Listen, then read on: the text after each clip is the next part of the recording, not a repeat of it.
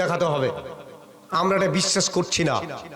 আগামী বছর এভাবেই সে এই কাজ করে দেখালো। প্রথম দিন ৬৫,০০০ খ্রিস্টান ইসলাম ধর্ম গ্রহণ করলো। আলহামদুলিল্লাহ। এটা হচ্ছে মালদ্বীপের ঘটনা। মালদ্বীপ মুসলিম রাষ্ট্র। কেন মুসলিম রাষ্ট্র, কিভাবে হলো? যুবক, তোমাকে শিক্ষা নিতে হবে কিসের? কোরআনের। একজন হাফেজের দ্বারা একটা দেশ পরিবর্তন হয়েছে, এটা ইতিহাস। এই ইতিহাস আমাদের সামনে থাকা সত্ত্বেও আমরা তো গ্রহণ করতে পারছি না সেই ইতিহাস। সমাজ গঠন করবেন, আপনি নিজে আগে গঠন হন, আপনার পরিবার আপনি গঠন করুন। আমরা তো পরিবারটাই গঠন করতে পারছি না। পরিবার গঠন স্বামী স্ত্রীর বিবাহ বন্ধনের পর শুরু হয় পারিবারিক জীবন। এর সূচনাই তো যুবকরাই ভুল করছে। পারিবারিক জীবন যেন সুষ্ঠু হয়, তার জন্য রাসূলুল্লাহ সাল্লাল্লাহু আলাইহি সাল্লাম ফর্মুলা বলে দিলেন।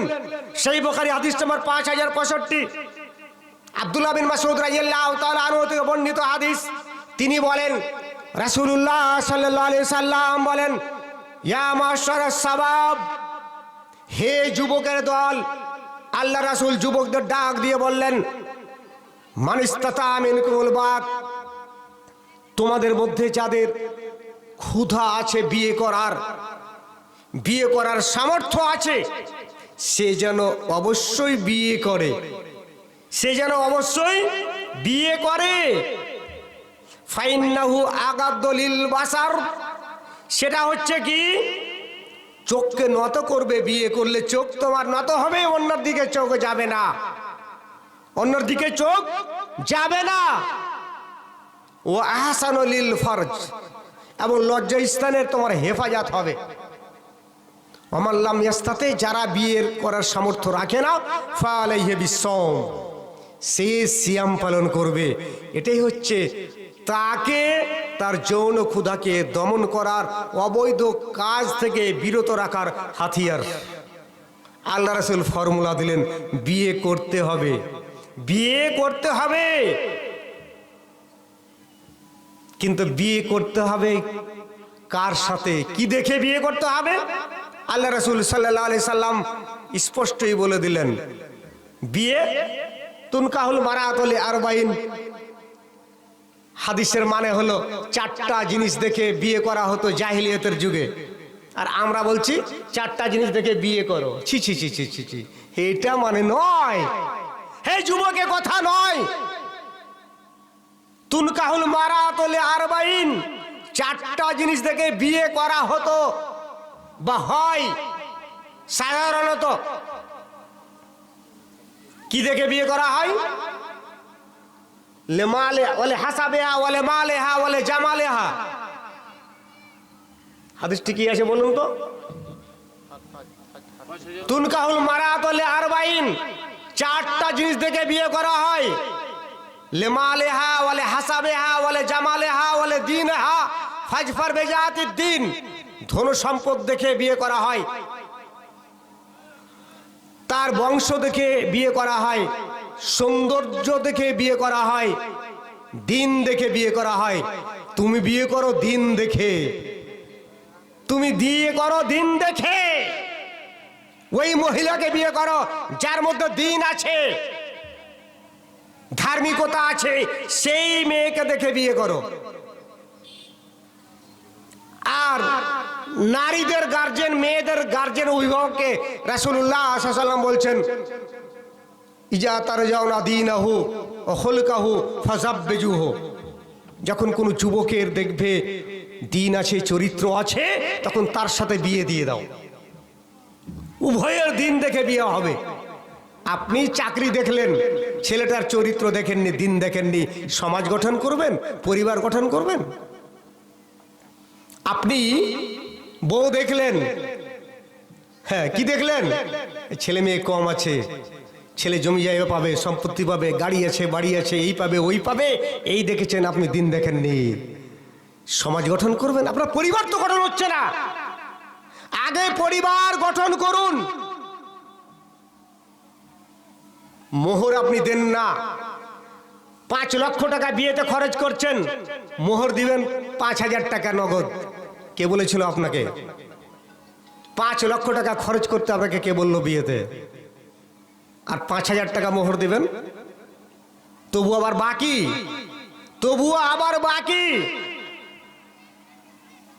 শুনে রাখুন, রাসূলুল্লাহ সাল্লাল্লাহু আলাইহি সাল্লাম বলছেন, আহকুমা আউফাইতুম মিনাশ শুরুতে, সবচেয়ে অগ্রাধিকার শর্ত হচ্ছে বিয়ের, আন তুআফু বিহি মা ইস্তাহালালতুম বিহিল ফুরুজা, যার দ্বারা তুমি তোমার স্ত্রীর লজ্জাস্থানকে হালাল করবে, বৈধ করবে, সেটা আগে পুরা করো। হাদিস সহিহ বুখারী 5151। এটা আগে দাও। আগে 5 লক্ষ টাকা খরচ করতে আপনাকে কে পারমিশন দিয়েছে? আওলাম বিশাতিন, পারলে কিছু খরচ করো, সামর্থ্য অনুযায়ী করো। তুমি মোহর দিবে 5,000 টাকা, তারপরে বাকি। শুনে রাখুন, যদি মোহর বাকি থাকে, 1 লক্ষ টাকা মোহর করেছেন, মোহর ছেলে দিবে না, মোহর ধার্য করলে করো, আমি মোহর দেব না, এরকম যদি নিয়ত থাকে, রাসূলুল্লাহ সাল্লাল্লাহু আলাইহি সাল্লাম বলছেন, যতবার স্ত্রীর সাথে মেলামেশা করেছে ততবার ব্যভিচার করেছে, যতবার মেলামেশা করেছে ততবার সে ব্যভিচার করেছে। কিয়ামতের দিন লাকিয়াল্লাহু ইয়াউমাল কিয়ামা জানিয়ান, আল্লাহর সাথে তার সাক্ষাৎ হবে ব্যভিচারী হিসাবে। কিয়ামতের দিন সে উঠবে।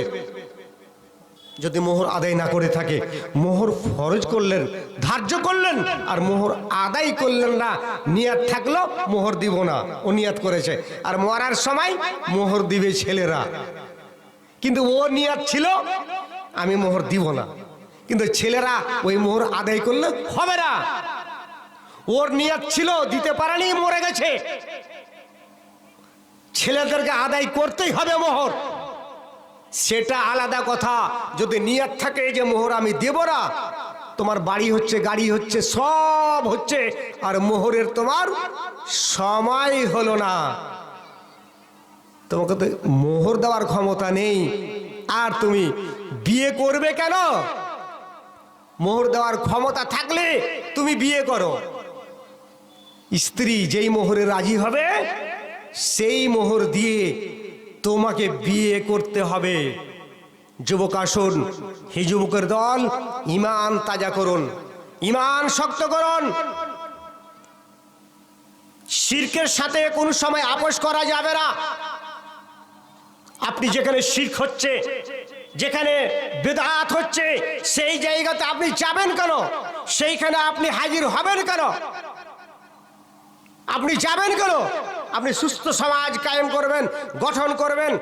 শিরক থেকে সব সময় আপনাকে দূরে থাকতে হবে, শিরকের কাছে আপনাকে যেতে হবে না, শিরকের সাথে কোনো সময় আপোষ করলে হবে না।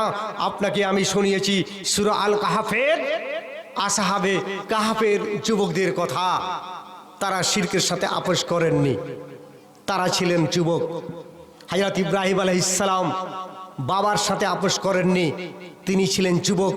তিনি বলেছিলেন, ইন্নী সাকিমুন, আমি সেখানে যাব না, আমি অসুস্থ, অসম্ভব। আপনি অসহায় যুবক, আপনার থাকার জায়গা নেই, কি করবেন? সবাই শিরকে লিপ্ত, বাড়ি আপনাকে ছেড়ে দিতে হবে, চলে যেতে হবে গুহায়, চলে যেতে হবে অন্য জায়গায়, যেখানে আপনি তাওহীদকে, ঈমানকে টিকাতে পারবেন। যেই 7 জন বা 5 জন বা 3 জন যুবক গুহার মধ্যে, গর্তের মধ্যে আল্লাহকে বলেছিলেন, রব্বানা আতিনা মিন লাদুনকা রাহমাতান ওয়া হাইয়্যি লানা মিন আমরিনা রাশাদা, আল্লাহ তোমার কাছ থেকে তুমি রহমত পাঠিয়ে দাও, আর আমাদের পথকে তুমি সুগম করে দাও, সহজ করে দাও। তাদেরকে আল্লাহ তাআলা 300 বছর পর্যন্ত ঘুমিয়ে দিয়েছিলেন ওই গর্তের মধ্যেই। ওয়ালাবিথু ফি কাহফিহিম সালাসামিয়াতিন সিনিনা ওয়াজদাদু তিসআন, এতদিন তারা ঘুমিয়েছিলেন সেখানে। সূরা আল কাহফে বলছে তাদেরকে আল্লাহ ঘুম দিয়ে দিয়েছিলেন, তাদের ঈমান রক্ষা হয়েছিল, তারা ঈমান থেকে বাঁচতে চেয়েছিল। আপনি কি আল্লাহকে বলেছেন কোন সময় বলেছেন যখন আপনার সমস্যা এসছে, রব্বানা আতিনা মিন লাদুনকা রাহমাতান ওয়া হাইয়্যি লানা মিন আমরিনা রাশাদা? এই আল্লাহকে বলুন। আপনি যে কোনো কাজের সংকল্প করেছেন, ভালো কাজের, এগোতে পারছেন না, পথ সুগম হচ্ছে না মনে হচ্ছে, আপনি এই দোয়া পড়ে আল্লাহর কাছে ফরিয়াদ করুন, নিশ্চয়ই আপনার পথ সুগম করে দেবেন। আপনি অপকর্মতে কোনো সময় লিপ্ত হবেন না, আপনাকে বাঁচতেই হবে। ইউসুফ আলাইহিস সালাম তাজা যুবক ছিলেন, তাজা যুবক ছিলেন। তাকে সেই বাদশার স্ত্রী তার সাথে অপকর্ম করার জন্য, তার সৌন্দর্য থেকে সে পাগলি হয়ে গেছিল, তাকে ধরতে যাচ্ছিল, তার সাথে খারাপ কাজ করতে যাচ্ছিল গায়ের জোরে, জোর করে। তিনি কি বলেছিলেন? মাশাআল্লাহ, ইন্নাহু আবি আহসানা মাসওয়া, ইয়া আমার এ মালিক আমাকে এত সুন্দর বাসস্থান দিয়েছে, আমি এ জুলুম করব? অসম্ভব। ইন্নাহু লা ইফলিহু যালিমুন, জালেমেরা কোনো সময় কামিয়াব হবে না, পরিত্রাণ পাবে না। ইউসুফ আলাইহিস সালাম পিছন ঘুরে পেছন দিকে পালালেন, কয়েকটি গেট দিয়ে বেরিয়ে গেলেন বাইরে। ঘটনা বিস্তারিত আছে, আমি সেই ঘটনা বলতে চাইছি না।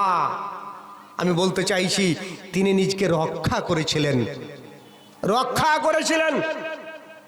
আমাদের কি সেই যুবকের কথা মনে নেই যে হাদিসটি প্রথমে আপনাদের সামনে আমি বলেছি?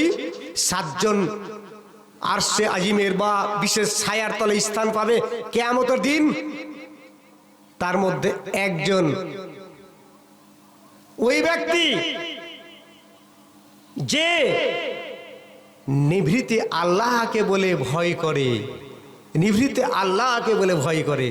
আপনার কি সেই হাদিস মনে নেই যে 3 জন ব্যক্তি পাহাড়ের মধ্যে আটকা পড়েছিল, গর্তে ঢুকে গেছিল, পাথর এসে বন্ধ হয়ে গেছিল, তারা এক এক করে নিজের আমল তুলে ধরেছিল আল্লাহর নিকটে।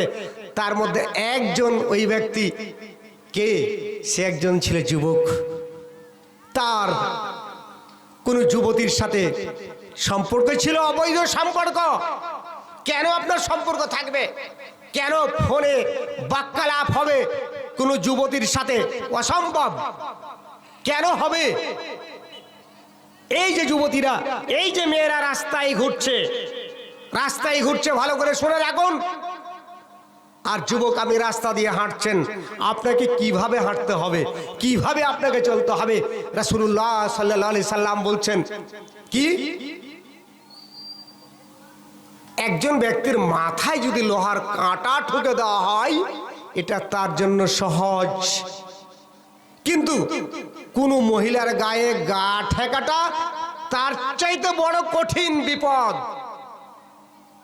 তার চাইতে বড় বিপদ। সেভাবে বাঁচতে হবে, মহিলাদের থেকে দূরে থাকতে হবে। আর আমরা মহিলাদের পাশাপাশি ঘাসাঘাসি বসছি। আমাদের জালসা হয় দেখেছেন, আলহামদুলিল্লাহ পর্দা তুলে দেওয়া হয়েছে বলার সাথে সাথে। পর্দাটা 1 হাত ছিল, 1 হাত, এখন হয়েছে 4 হাত। দাঁড়িয়ে দেখা যাবে না। রাস্তায় চলছেন, কিভাবে চলতে হবে, মহিলা থেকে দূরে থাকতে হবে। সেই যুবক আল্লাহকে বলছে, আল্লাহ